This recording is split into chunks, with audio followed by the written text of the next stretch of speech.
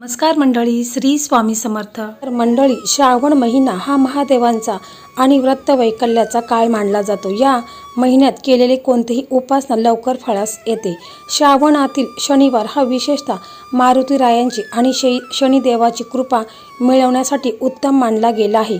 या दिवशी केलेले उपाय थेट ईश्वरापर्यंत पोहोचतात. बऱ्याच मुलींचं वय वाढत चाललेलं आहे. योग्य स्थळ येत आहेत, पण कुठेतरी बोलणे अडकते, पत्रिका जुळत नाही किंवा सर्व काही नीट होऊनही लग्न ऐनवेळी मोडत आहे. जर तुमच्याही मुलींच्या विवाह सतत अडचणी किंवा विनाकारण उशीर होत असेल तर आजचा हा व्हिडिओ तुमच्यासाठी एकदम जबरदस्त ठरणार आहे. तुम्हाला फक्त एक नारळ या ठिकाणी अर्पण करायचा आहे. मंडळी, ही संपूर्ण माहिती जाणून घेण्या अगोदर तुम्ही चॅनलवरती नवीन असाल तर चॅनलला सबस्क्राईब करा. व्हिडिओ पाहत असताना व्हिडिओला लाईक करा. त्याचप्रमाणे श्री स्वामी समर्थ अशी कमेंट करा. तुमच्या इच्छा पूर्ण होतील. श्रावण महिन्यामधला पहिला शनिवार आलेला आहे आणि या दिवशी आपल्याला एक नारळ या ठिकाणी ठेवायचा आहे. किंवा पूर्ण श्रावण महिन्यामध्ये कोणत्याही शनिवारी तुम्ही हा उपाय करायचा आहे. मंडळी, आपल्याला या उपायासाठी एक जटावाळा नारळ आणायचा आहे, पाण्यावाळा. तो कोणत्याही किराणा शॉपमध्ये तुम्हाला मिळेल. तसेच आपल्याला थोडंसं कुंकू लागणार आहे, एक मौली धागा लागणार आहे आणि एक लाल कापड आपल्याला लागणार आहे. विड्याचं पान आणि एक सुपारी देखील आपल्याला घ्यायची आहे. विड्याचं पान आणताना ते देखील व्यवस्थित आणायचं आहे. ताजं टवटवीत विड्याचं पान आणायचं आहे. सुपारी देखील आपल्याला नवीन आणायची. घरामध्ये अगोदर वापरलेली सुपारी घ्यायची नाही. वस्तू ह्या पवित्र असतात तितकंच आपल्याला लाभ देखील होत असतो. तर मंडळी, बऱ्याचदा पत्रिकेत शनीची अडचण, साडेसाती, वाकडी नजर किंवा मंगलदोष असल्यामुळे मुलींच्या लग्नात वारंवार अडथळे येतात. जुळलेले संबंध अचानक मोडतात. हनुमानजींच्या भक्तावर शनिदेव किंवा मंगळाचा वाईट प्रभाव राहत नाही. संकटनाशन हनुमानजी हे सर्व संकट दूर करणारे मानले जातात. त्यामुळे शनिवारी हनुमान मंदिरात जाऊन केलेली पूजा लग्नातील हे सर्व अदृश्य ग्रहदोष नष्ट करतात. नारळ हे पूर्ण फळ मानले जाते, ज्यामध्ये कोणतीही अशुद्धता नसते. हे मानवी मन आणि शुद्ध इच्छेचे प्रतीक आहे. नारळावरील जटा जशा कठीण असतात तशाच माणसाचा अहंकार असतो. जेव्हा आपण देवाच्या चरणी नारळ वाहतो तेव्हा आपण आपला अहंकार आणि समस्या देवाला पूर्णपणे समर्पित करतो. पण बघा, आपल्या हिंदू धर्मात कोणत्याही शुभ कार्याची सुरुवात करताना किंवा बाधा निवारण्यासाठी नारळ अतिशय पवित्र मानला जातो. लग्नातील अडथळे दूर करण्यासाठी नारळ प्रभावी मानला जातो, कारण तो नकारात्मक ऊर्जा शोषून घेतो.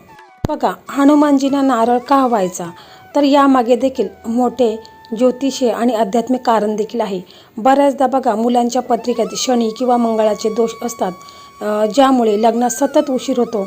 हनुमानजी हे असे देव आहेत ज्यांच्या दर्शनाने सर्व ग्रह दोष शांत होतात. तसेच नारळ हे पूर्ण आणि पवित्र फळ आहे. जेव्हा आपण नारळ वाहतो तेव्हा आपल्या विवाहातील सर्व जे काही वाईट नजर आहे, नकारात्मक ऊर्जा आणि स्वतःचा जो काही अहंकार आहे तो आपण मारुतीरायाच्या चरणी अर्पण करून मोकळे होतो. आणि जेव्हा हा उपाय आपण श्रावण महिन्यातील कोणत्याही शनिवारी करतो तेव्हा या उपायाची शक्ती अधिक पटीने वाढते. मंडळी, आता आपल्याला हा उपाय करायचा आहे. तर हा उपाय कोणी करावा, तर हा उपाय स्वतः मुलाने किंवा मुलीने केला तर अतिशय उत्तम आहे. परंतु आजकाल आपण पाहत असो, मुलांना इतका वेळ नसतो, ते बाहेर राहत असेल जॉब निमित्ताने, व्यवसाय निमित्ताने. मग घरातील कोणत्याही सदस्याने मुलांच्या लग्नासाठी हा उपाय करायचा आहे. मुलाची आई करू शकते, वडील करू शकतात, भाऊ करू शकतो, बहीण करू शकते. कोणीही हा उपाय मुलांच्या लग्नासाठी करायचा आहे. दिवशी तुम्ही हा उपाय करणार आहात म्हणजे शनिवारी. तुम्ही श्रावण महिन्यामध्ये कोणत्याही शनिवारी देखील तुम्ही हा उपाय करू शकता. शनिवारी तुम्ही सकाळी हा उपाय करू शकता किंवा संध्याकाळी हा उपाय करू शकता. तुम्हाला जेव्हा शक्य असेल त्यावेळेस तुम्ही हा उपाय पूर्ण श्रद्धेने, विश्वासाने करायचा आहे. शनिवारी तुम्ही सकाळी लवकर उठायचं आहे, अंघोळ करायची आहे, स्वच्छ कपडे हे परिधान करायचे आहेत.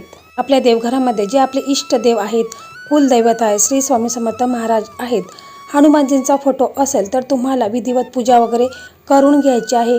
दिवा लावायचा आहे, अगरबत्ती लावायची आहे. दिवा लावता वेळेस तुम्हाला त्या दिव्यामध्ये चिमूटभर हळद टाकायची आहे. गाईचं शुद्ध तूप टाकून तो दिवा तुम्हाला प्रज्वलित करायचा आहे. बघा, याच्यानंतर तुम्हाला संकल्प करायचा आहे. कारण बघा, कोणतीही उपायाची किंवा व्रताची सुरुवात करण्यासाठी संकल्प करणे हे अत्यंत महत्त्वाचे आणि प्रभावी मानले जाते. तुम्हाला देवघरासमोर बसून संकल्प केल्याने तुमचे लक्ष हे विचलित होत नाही आणि तुमची इच्छा थेट ईश्वरापर्यंत पोहोचते. प्रत्येक व्हिडिओमध्ये तुम्हाला हे सांगत असते. मला संकल्प करायचा आहे. तुमच्या उजव्या हातामध्ये तुम्हाला एक पळी पाणी घ्यायचं आहे. त्याच्यामध्ये हळद, कुंकू, अक्षता, एखादं फूल ठेवायचं आहे आणि मग तुम्हाला संकल्प करायचा आहे, मी आज श्रावण महिन्यातील पहिला शनिवार माझ्या मुलांच्या किंवा मुलीच्या तिचं तुम्हाला नाव घ्यायचं आहे. म्हणजे मुलगा असेल तर मुलाचं नाव घ्यायचं आहे, मुलगी असेल तर मुलीचं नाव घ्यायचं आहे. त्यांच्या किंवा तिच्या विवाहातील सर्व अडथळे दूर व्हावेत, विवाह जुळून यावा यासाठी हा नारळ उपाय करण्याचा संकल्प करत आहे. हे श्री स्वामी समर्थ महाराज, हे हनुमानजी, माझ्या या कार्यात कोणतीही बाधा न येता हे कार्य सिद्धीस जाऊ दे. श्री स्वामी समर्थांच्या कृपेने 21 दिवसात शुभ समाचार मिळू दे. बोलून झाल्यानंतर मग तुम्हाला जे आपल्या हातामध्ये पाणी आहे तर ते तुम्हाला जमिनीवरती सोडायचं आहे. अशा पद्धतीने संकल्प झालेला आहे. त्यानंतर तुम्हाला जो नारळ आणलेला आहे तर तो नारळ घ्यायचा आहे आणि जो लाल कापड आहे तर त्याच्यावरती थोडंसं गंगाजल शिंपडायचं आहे. नारळावरती देखील तुम्हाला गंगाजल थोडंसं शिंपडायचं आहे आणि थोडंसं कुंकू आहे तर ते तुम्हाला ओलं करून घ्यायचं आहे. आणि कुंकू ओलं केल्यानंतर तुम्हाला त्या नारळावरती एक स्वस्तिक चिन्ह काढून घ्यायचं आहे. नंतर जो विड्याचं पान आहे तर तो देखील तुम्हाला तो लाल कापड आहे त्याच्यावरती ठेवायचा आहे. त्याच्यावरती तुम्हाला एक सुपारी ठेवायचं आहे, 1 रुपयाचं नाणं ठेवायचं आहे आणि एक सुपारी त्याच्यावरती ठेवायची आहे. त्याच्यानंतर तुम्हाला हळद, कुंकू, अक्षता अर्पण करायचे आहेत, फूल ठेवायचं आहे. त्या वस्तू आहेत त्यांना तुम्हाला धूप दीप दाखवायचा आहे. तो कलाव्याचा धागा आहे तर तो धाग्याने तुम्हाला त्याची एक पोटली तयार करायची आहे. जो लाल कपड्यामध्ये आपण नारळ ठेवलेले आहेत, विड्याचं पान ठेवलेलं आहे, सुपारी ठेवलेली आहे तर त्याची तुम्हाला एक पोटली तयार करायची आहे. आणि मग तुम्हाला काय करायचं आहे की तुमचा मुलगा किंवा मुलगी असेल तर त्यांना तुम्हाला देवघरासमोर बसायला सांगायचं आहे. आणि मग त्यांच्यावरून तुम्हाला 7 वेळा उतरून घ्यायचं आहे. घड्याळाच्या उलट्या दिशेने मुलांच्यावरून 7 वेळा उतरून घ्यायचं आहे. पोटली तुम्ही उतरत असताना त्यावेळेस तुम्हाला बोलायचं आहे की माझ्या मुलांच्या कुंडली जे काही मंगलदोषे, राहू केतू, शनीची काही साडेसाती असेल तर ती दूर होऊन माझ्या मुलांचं लग्न हे लवकरात लवकर व्हावे असं तुम्हाला बोलायचं आहे. तुमची मुलं जर घरी नसतील तर मग तुम्हाला काय करायचं आहे की तुम्हाला मुलांचा फोटो असेल तर त्या फोटोच्या वरून 7 वेळा हा नारळ आहे तर तो उतरून घ्यायचा आहे. मग तुम्हाला हे सर्व साहित्य घेऊन हनुमानजींच्या मंदिरामध्ये जायचं आहे. तिथे गेल्यानंतर तुम्हाला प्रथम तिथे एक दिवा लावायचा आहे, मोहरीचं तेल टाकायचं आहे आणि एक दिवा तुम्हाला प्रज्वलित करायचा आहे. जर लाल फुलं वगैरे नेली असेल तर ती देखील तुम्हाला हनुमानजींना अर्पण करायची आहेत. आणि मग त्याच्यानंतर हे जे नारळ आहे त्याची आपण अशी पुरचुंडी किंवा अशी पोटली बनवलेली आहे तर ती तुम्हाला हनुमानजींच्या चरणापाशी अर्पण करायची आहे. हे संकटमोचन हनुमानजी, माझ्या मुलांच्या मुलीच्या विवाह कार्यामध्ये येणारे सर्व अडथळे, ग्रहदोष, मंगलदोष, ज्या काही बाधा आहेत तर त्या दूर करून लवकर शुभ योग जुळून आणा अशी तुझ्या चरणी प्रार्थना असं तुम्हाला बोलायचं आहे. श्रद्धा आणि विश्वासाने तुम्हाला असं बोलायचं आहे. स्वतः मुलं जर करत असेल तर मुलांनी देखील अशा प्रकारेच बोलायचं आहे. तर बघा, याच्यानंतर तुम्हाला काय करायचं आहे की तुम्हाला हनुमानजींचा एक मंत्र बोलायचा आहे. ओम हन हनुमते नम, ओम हन हनुमते नम. हा मंत्र तुम्हाला 108 वेळा बोलायचा आहे. जर काही कारणास्तव तुम्हाला 108 वेळा बोलणे शक्य नसेल तरच मग तुम्ही 21 वेळा म्हटलं तरी देखील चालेल. परंतु पूर्ण श्रद्धा असणे तितकंच महत्त्वाचं आहे. कारण हा उपाय तुम्हाला साधा वाटतो परंतु या उपायामध्ये इतकी ताकद आहे की बऱ्याच मुलांचं लग्न देखील ठरलेलं आहे.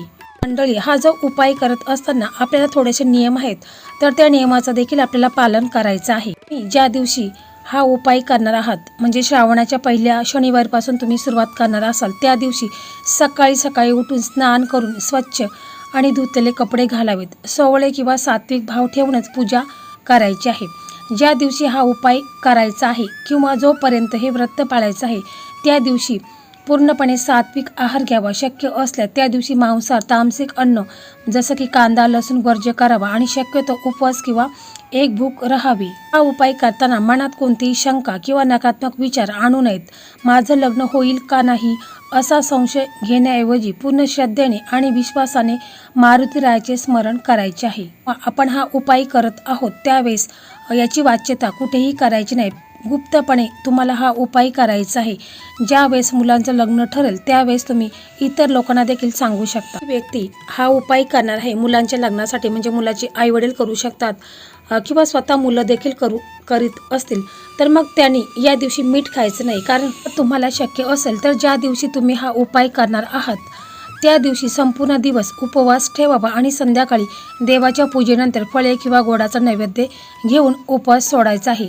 जर तुम्हाला दिवसभर उपवास करणे शक्य नसेल तर त्या दिवशी जेवणामध्ये मीठ पूर्णपणे टाळायचं आहे. शक्यतो गोड पदार्थ किंवा सात्विक आळणी जेवण घ्यावे. मंडळी, मारुतीरायांची कृपा लवकरच होते आणि विवाहातील अडथळे देखील दूर होतात. तर मंडळी, अशा प्रकारे आजचा हा व्हिडिओ होता. हा व्हिडिओ तुम्हाला कसा वाटला कमेंटमध्ये नक्की सांगा. व्हिडिओ तुम्हाला आवडला तर इतर तुमचे मित्रमैत्रिणींना हा व्हिडिओ नक्की शेअर करा. पुण्यफल तुम्हाला मिळेल. लग्नासंदर्भात नवनवीन व्हिडिओंची माहिती पाहण्यासाठी मराठी मेघना या यूट्यूब चॅनलला नक्की सबस्क्राईब करा. धन्यवाद. श्री स्वामी समर्थ. जय जय स्वामी समर्थ. तुमच्या इच्छा लवकरात लवकर पूर्ण होत.